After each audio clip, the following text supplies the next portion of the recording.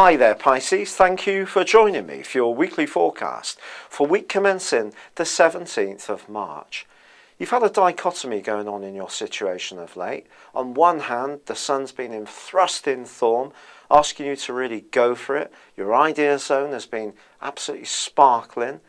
But Mercury, the planet of communication, has not only been broadly retrograde in the recent past, it's been marooned in the most psychological part of your scope, which may have seen some doubts, quite vague doubts, quite subtle inhibitions come up, which have stopped you really capitalizing on the prospects of your ideas quite as well as you would like. Or perhaps one idea didn't really come together and you've still been changing it, altering it, not quite sure how it's going to work out.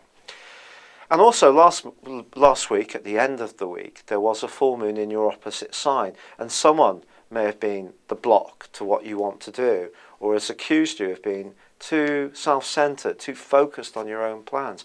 Sometimes we have to be if we really believe in something. But the great news as this week begins is that Mercury re-enters your sign. Of course, it left you in the middle of February, but the first 2 weeks of that month it was with you. But unfortunately, it was clouded, its benefits were clouded, because it was gathered up by Neptune, your co-ruler. And that's going to happen again this week, the end of this week.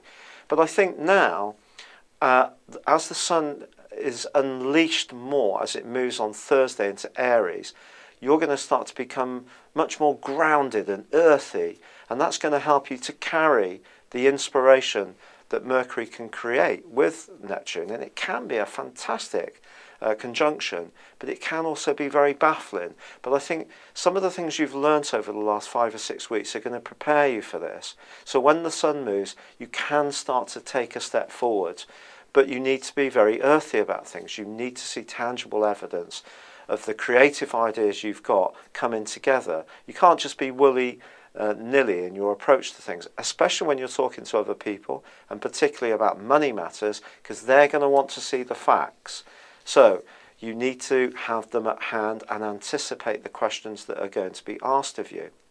But it doesn't change the fact that Venus, the planet of love, does continue in the reflective part of your scope as far as your love life is concerned, but it is forging a great link with Uranus, suggesting that someone can be unexpectedly generous or kindly to you, or past talents or a past relationship can help you out of the blue in the here and now.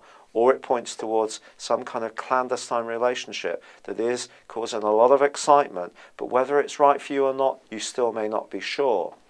I think by the end of this week, you could find yourself musing, just working out a few options, changing things slightly, modifying some of your hopes.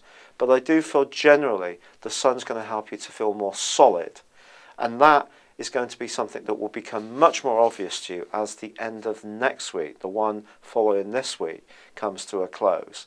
It's been a real pleasure being with you, Pisces. Thank you for joining me. Good luck and goodbye for now.